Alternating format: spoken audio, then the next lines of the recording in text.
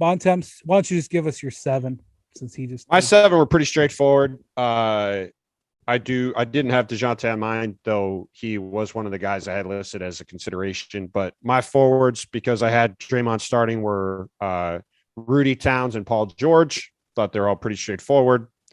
Donovan Mitchell and Luka in the backcourt, and I had Chris Paul and Devin Booker as the wild card spots. And I thought all just of them hold on. Let me look up how Paul many George games has played Paul 26 George... games before you get into your 26. Okay, 26 check, 27 check. By the way, that 26 ain't going up. Probably not going to play any more games because of this elbow thing. So just so you know, okay, go ahead. Sorry. I already said all of mine. You were too busy filibustering about a point we didn't argue with in the first place. What were the guards were? I'm sorry, I missed it. I was looking up. Yes, I will repeat it again as you were making noise. Rudy Gobert, Karl Towns, Paul George, Donovan Mitchell, Luka Doncic, Chris Paul, and Devin Booker. I think they're all pretty straightforward. Yeah. So for the guard spots, just out of respect, Booker and CP, they've been awesome, but they've been awesome in the clutch. That's not a slight on Luka. I just think they've been awesome. No, they've got the best record in the West, and it's getting to the point where it's not that close right now. Right. So I picked Paul George knowing that he's probably going to be not an injury replacement. Replaced. A decent chance. I'm going to go with Gobert because I had Draymond in the starting lineup. And so the last spot here was difficult because the 2 wild cards for me are Donovan and Doncic, the way I structured it. Yeah. So this is the hardest call, the last forward spot for me. So, or front court spot, I should say. So Karl Towns, so Anthony Davis his numbers are very good. But I kind of put him almost in like the Tatum spot, as he hasn't played well by his standards. Yeah. And, he's missed a bunch of games, but as he might be back and be playing. I assume he's supposed to be back by the end of the month. But, Towns is a bit of a polarizing player because some people think he puts up empty numbers because his team never wins, but they are having a better year and they're in better position. Mm-hmm. And so if you're asking me which player I'd rather have on my team, I'd rather have Anthony Davis. But because I think Anthony Davis is underachieved by his standard, I'm going to go with Towns in that spot.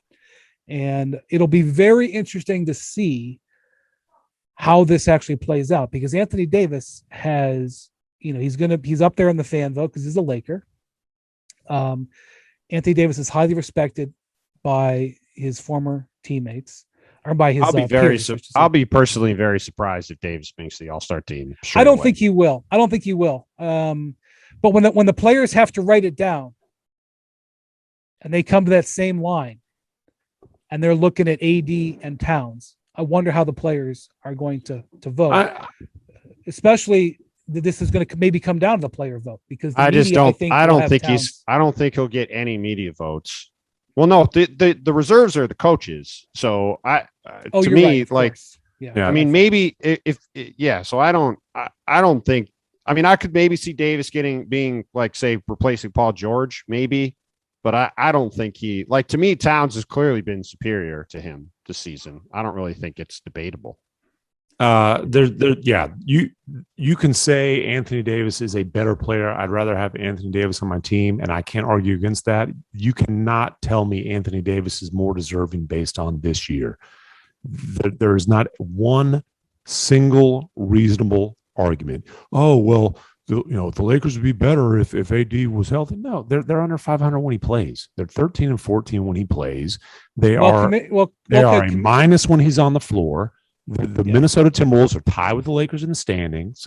They are a pretty significant plus when Cat's on the floor. So the empty stats argument this year is all their starting lineup. Their starting lineup is the best 5-man lineup in the league this year. Right. Yeah. So there's no reasonable argument for AD over Cat this year. So okay, Commissioner, if Paul George or Draymond or both are out, are you putting Anthony Davis in with one of those spots? keeping in mind that he will. By the way, I also realized that I got the reserve math wrong. I put 3 guards and 2 front court guys, so I'm definitely cheating and putting Luke in. And Right. so anyways, but the numbers are going to be, the guys are going to be, the 7 will be the same, but I'm going to have to get creative with the positioning. Oh, wow. So keep in mind, Anthony Davis will, he's starting to do some workouts. He could be back by the end of the month, and I'll also be very surprised if Anthony Davis is not the first commissioner's replacement for the All-Star. I would be. I don't have Paul George on the team. I do have Draymond, so there will be at least one.